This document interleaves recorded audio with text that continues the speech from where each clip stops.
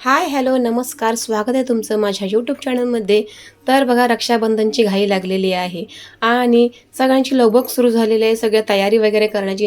म्हणजे उद्या काय करायचं काय नाही करायचं सगळ्या गोष्टींचं. तर माझी एकच लगबग होती की माझे चांदीचे पैंजण आहे ते खूप खराब झाले होते आणि सोनाराकडे घेऊन जायची माझी बिलकुल इच्छा नव्हती. कारण मी असं ऐकलं होतं की सोनार हे चांदी मारतात. तर म्हटलं तर घरच्या घरी कसं आपण चांदी स्वच्छ करावे, कारण माझे चांदीचे पैंजण हे खूप काळे कळकुट्ट झालेले होते. तर म्हटलं चला घरच्या घरीच आपण आता स्वच्छ करून घेऊया. त्यासाठी मग म्हटलं आता घरात जे साहित्य आहे त्यातनं करता येईल तर बघूया आपण. तर त्याच पद्धतीने मी पाणी घेतलं, जरा गरम करायला ठेवलं. त्यात 2 चम्मच चायपत्ती टाकली, 1 चम्मच मीठ टाकलं. त्यानंतर माझ्याकडे घरामध्ये जी डिटर्जंट पावडर होती आपली कोणतीही असू दे, या कोणतं लिक्विड असेल ते तुम्ही टाकू शकता. तर ते मी ॲड केलं. नंतर घरामध्ये तुमच्या लिंबू तर असतोच. तर लिंबू घेतला आणि पावडर टाकल्यानंतर मी लिंबूसुद्धा अर्धा ॲड केला आणि चांगली अशी उकळी येऊ दिलेली आहे मस्तपैकी. कारण थोडा वेळ थोडंसं सगळं मिश्रण एकजीव झाल्याच्या नंतरच तुम्ही काय तो प्रकार करा. कारण काही जणांना खूप घाई लागलेली असते की चटकन पटकन कसं करा. तुम्ही बघू शकता किती पैंजण काळे झालेले आहेत माझे. तर मी हे असे पाण्यामध्ये सोडले आणि थोडेसे 2-3 मिनटं पाण्यामध्ये ठेवले. जास्त त्याला उकळवून पण काय फायदा नाही आहे. 2-3 मिनटं या 5 मिनटं तुम्ही जरासे उकळवले तरी भरपूर आहे. आणि खरंच हे चांदी जे मारतात ते कधी कधी मला वाटतं खोटं असेल, कारण दुनिया सोनाराकडे जाऊन चांदीचे पैंजण स्वच्छ करून घेते. तर आमच्या एक रिलेटिव्ह आहे त्यांनीच मला सांगितलं की नाही हो, चांदी ही ते लोक मारतात. त्यांच्याकडे जे ॲसिड असतं त्या ॲसिडने ते आपले पैंजण वगैरे या जोडवी असेल काही स्वच्छ करून दिले, त्यातूनही त्यांना चांदी मारता येते. आणि सोनारांचा हाच प्रकार आहे की सोनंसुद्धा ते थोडं थोडं करून कण जरी असेल तर ते 1 महिन्याचा गोळा करून वापरतात आणि नंतर ते एकत्र करतात, जाळून वगैरे वेगळं करतात. तसंच चांदीचाही प्रकार आहे. चांदीसुद्धा तशीच मारली जाते. तर म्हटलं जाऊ द्या घरीच करूया, कारण आधीच आपल्या दुष्काळात तेरावं आहे घरी. तर म्हटलं काय हरकत आहे घरी करून बघायला. त्यालाही शेवटी चांदीचे पैंजण बाहेर स्वच्छ करायला सुद्धा 50-60 रुपये 100 रुपये तर घेतातच आणि त्यात वरण आपली चांदीसुद्धा घेणार. तर म्हटलं मरू दे. तर घरी ह्या गोष्टी करायला काय हरकत आहे. तर म्हटलं ठीक आहे. तर तुम्ही बघू शकता थोडंसं कोमट झाल्यानंतर मी त्यातून पैंजण काढायला घेतलेले आहे. तरी थोडंसं पाणी गरम होतं, तर म्हटलं चाकूच्या साह्याने काढलं आणि बघू शकता थोडासा असा फरक पडलेला आहे.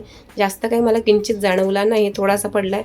तर पुन्हा अजून एक ट्रिक आहे, तर ती ट्रिक करायला घ्यावी म्हटलं चला.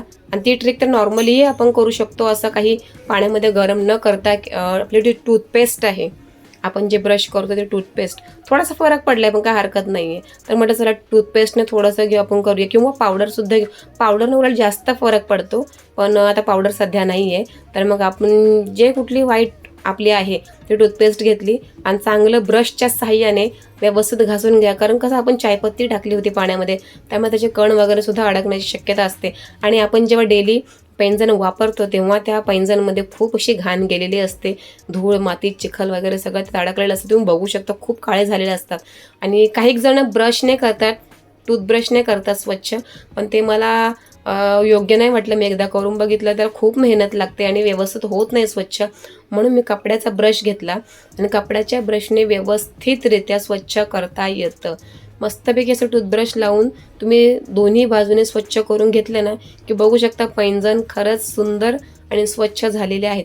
भले सोनाराकडून जसे पण चकाकी येण्यासारखे जे असतात तसे नाही झाले, पण वापरण्याजोगे का होईना घरी आपण स्वच्छ करू शकतो, काहीही हरकत नाही आहे.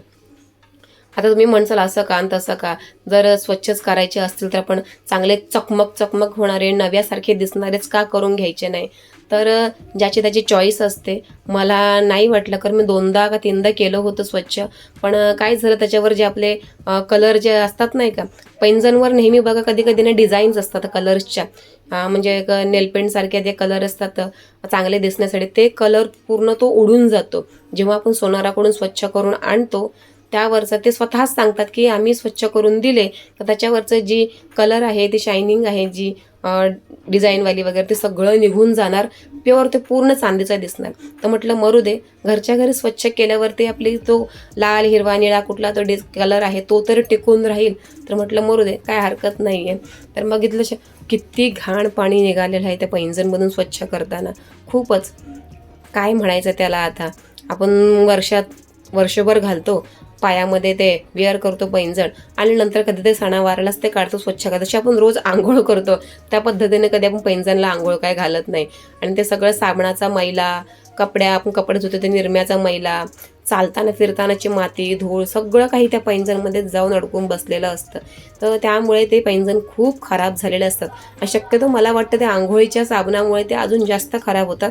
कारण आपण आंघोळ करताना पूर्ण पायावर पाणी येतं आणि ते पूर्ण पायावरच घाण होऊन जातं. तर बघू शकता दोन्ही पैंजण माझे स्वच्छ घासून वगैरे सगळे व्यवस्थित झालेले आहेत.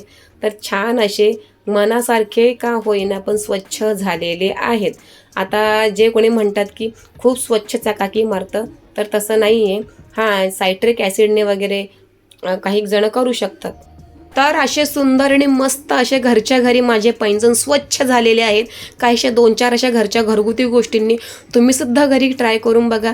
माझे तर पैंजण बाबा खूप स्वच्छ झालेले आहेत. उद्या तर मी वेअर करणार आहे. तुम्ही नक्की केलेत का असं मला नक्की सांगा. चलो तर पुन्हा भेटू एका नवीन व्हिडिओसोबत. तर बाय.